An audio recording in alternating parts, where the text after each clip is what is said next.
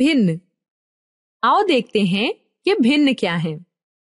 भिन्न वह संख्या है जो किसी वस्तु के कुछ भाग को दर्शाती है।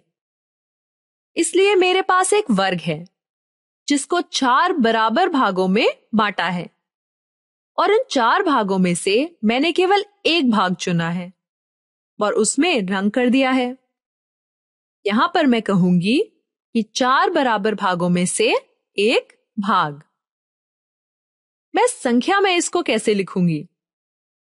मैं इसे लिखूंगी 1/4। इसको हम वर्ग का 1/4 भी कह सकते हैं। ठीक है, इसलिए 1/4 भाग यहां पर रंगा हुआ है। इस स्थिति में 1 अंश है और 4 हर है। इसलिए भिन्न को हम अंश भाग हर के रूप में दिखा सकते हैं। आओ इस तरह के कुछ और उदाहरण देखें। अब यहां पर आयत 1, 2, 3, 4, 5 भागों में बांटी गई है और उन 5 भागों में से 2 को रंग किया गया है। इसलिए मैं कह सकती हूं कि 2/5 भाग में रंग हुआ है।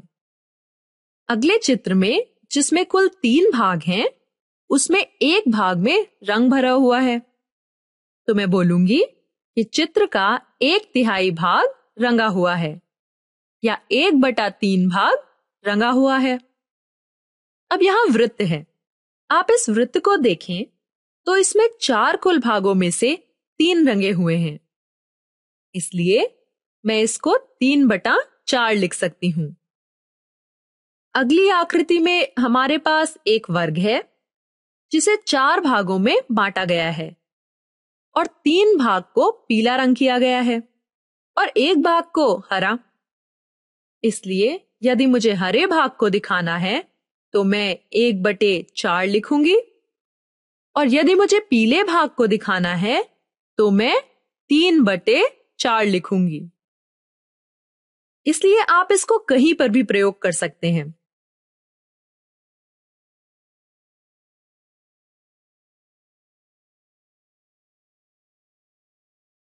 In this video, I'm going to demonstrate how to divide this pizza into fourths.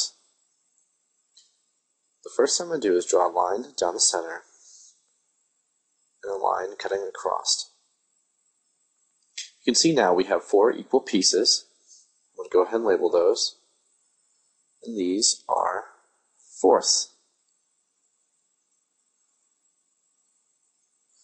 If I add those fourths together,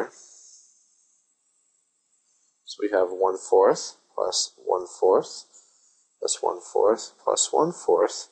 That equals 4/4 or 1 whole.